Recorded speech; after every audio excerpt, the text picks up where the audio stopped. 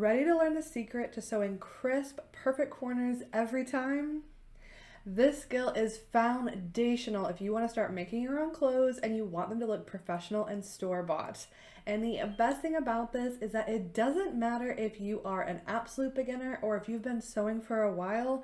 This is a really easy trick to learn, and it is super, like I said, it makes your clothes look store-bought. This is one of those things that people get kind of stuck on. They're like, why do my clothes look crafty and homemade? This is probably one of those details that you're missing. So let's talk about how to do this the right way. Hi, my name's Abby, and I help absolute beginners start making clothes they love. And yes, corners is one of those things you need to know to love the clothes you're making.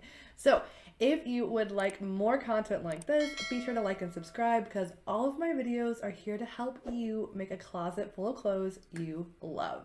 So now let's talk about those corners. The first thing we're going to need to do is to actually mark the point where we will be turning the corner, okay? We're going to call this the pivot point. And if you're not sure where this is, you're going to want to check your pattern or figure out where exactly you're going to be sewing. So most patterns in general are either a 1 centimeter or 1/2 inch seam allowance. So if we draw this line along one side at the 1 centimeter and along the other side, where those lines meet up is going to be the pivot point. Okay, that's where we're going to sew down and then turn right there.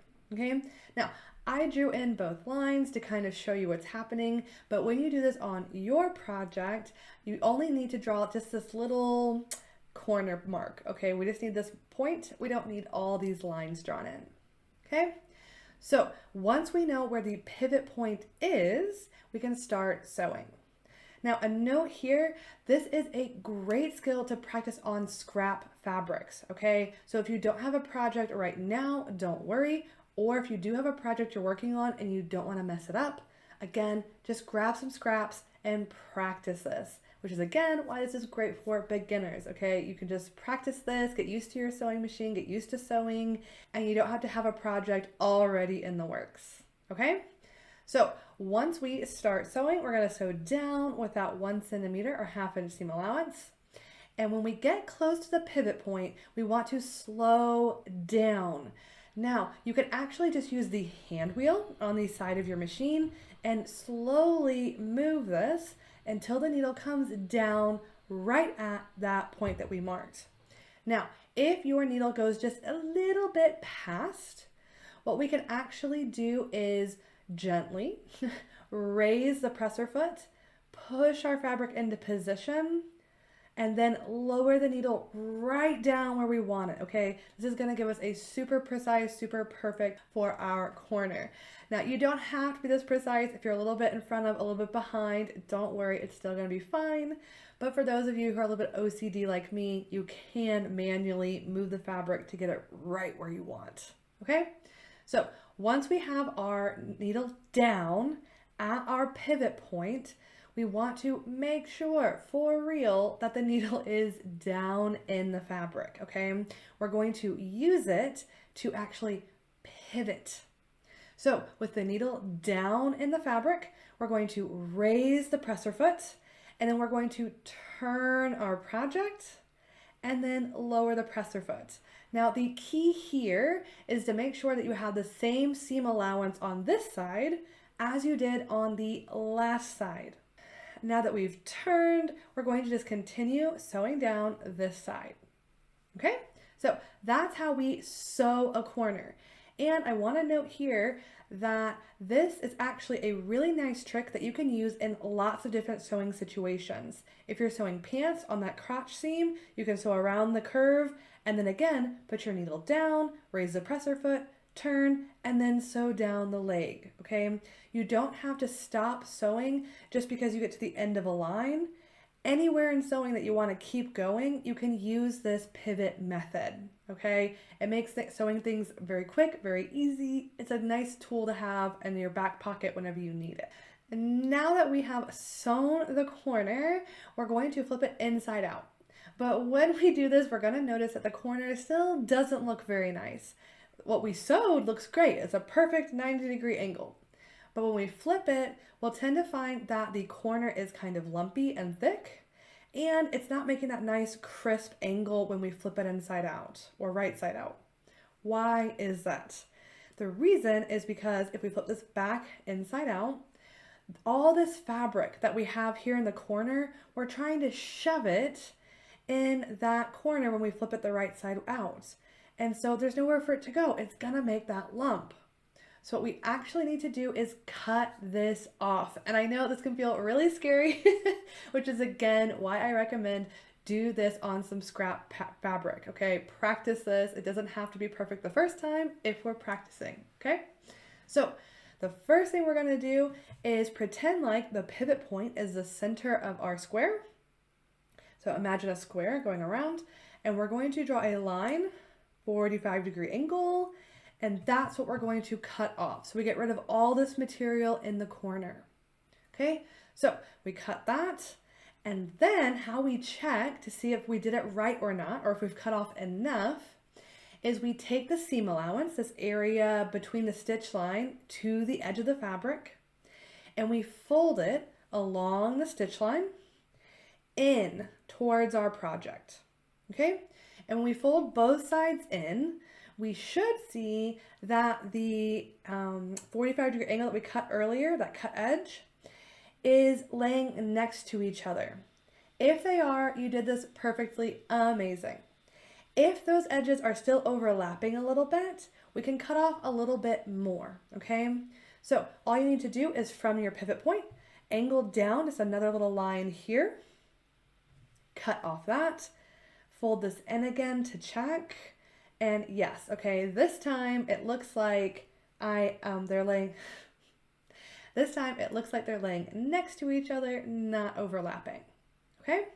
So now that we can see that they're not laying on top of each other, we're not creating that extra bulk of fabric, we've cut out all the excess, we can flip this right side out again, and now we should see that the corner is nice and flat, just like the rest of our project, okay? And the final thing we're going to note here is that that angle, that corner, is still just not as crisp as it could be. So to make this super crisp, super pointy, we're going to use either a pen, a chopstick, or if you want to buy one, you can. It's called a point turner, but it's really just a semi-pointed sort of thing, not super sharp, rounded, but almost pointy. Chopsticks. Get a chopstick. It's gonna be the easiest. And then what we're going to do is take this and push it gently into that corner to get it nice and crisp. Okay? Once we get that really nice, we can press it, and voila, we have a beautiful corner. Now, a couple of notes. With that chopstick or that point turner, gentle. We need to be very gentle, because if we push too hard, you will put a hole in your project.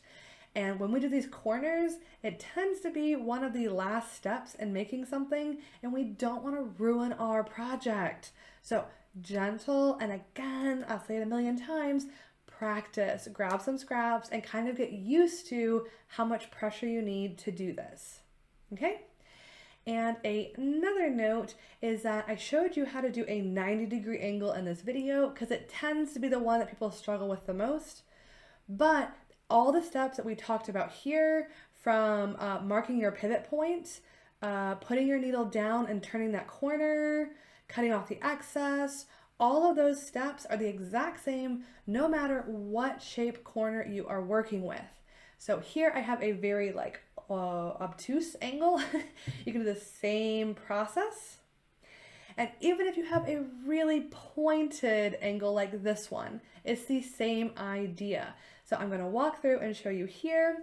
So we're going to sew down, and here actually I'm going to show you, if you don't mark that pivot point, what you can do is sew down until you think you're close, put the needle down, turn your project, and see how much seam allowance you have. Does it match the other side? If it does, perfect, you did a great job. If it's too big, then go back, take another stitch, and then try again until you get the seam allowances on both edges to match. Now, if you've gone too far, just hit that reverse stitch, that reverse lever, and go back until you get to the right pivot point. Okay, this can be adjusted a little bit, so don't worry if you don't get it exactly right the first time. Get it at the right pivot point, put that needle down, raise your presser foot, turn your whole project, align the new side of your project with your seam allowance wherever you want it to be. Lower that presser foot. Don't forget that. You must lower the presser foot anytime that you're sewing.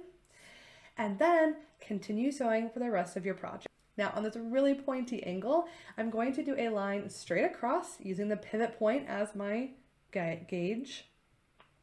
Also, it's really important that we do not cut the stitch line. Be so careful that you cut close to, but not through the stitching that we just did. Okay? So once we cut off the excess, we're going to fold the seam allowance into our project, and we see we have a lot of overlap. I expected when it's sharp corners like this. So I'm just going to use my pivot point as the angle down more, cut off some more material, and just keep doing this until I can get these to lay next to each other, not overlapping.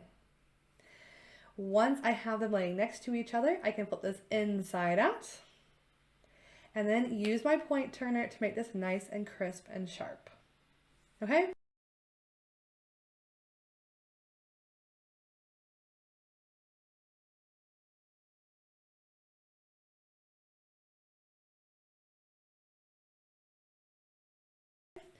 So I hope that you feel confident to practice those corners. I hope it makes your future projects just look super crisp, super store-bought. And if you have any other sewing questions, let me know down below, because I truly do make all of my content here to help you guys out. So let me know what you'd like to see in the next video. If you are brand new to sewing and you found this helpful, then you might also like my 5-day sewing machine challenge. I go through everything you need to know to unbox, set up, and start using your sewing machine like a pro. And it goes through how to sew straight, how to sew corners like this. So if that would help you, you can join down below. The link is there for you. Other than that, I hope that you found this video super helpful. If you did, let me know down below. I always like hearing from you guys. If you have any other sewing questions, let me know what they are. I make every video here based on a question that somebody has asked me personally. So maybe if you post down below, I will make a video just answering a question for you. In the meantime, happy sewing, and here are some other beginner-friendly sewing projects and tutorials that might help you along in your sewing journey. Until next time, happy sewing!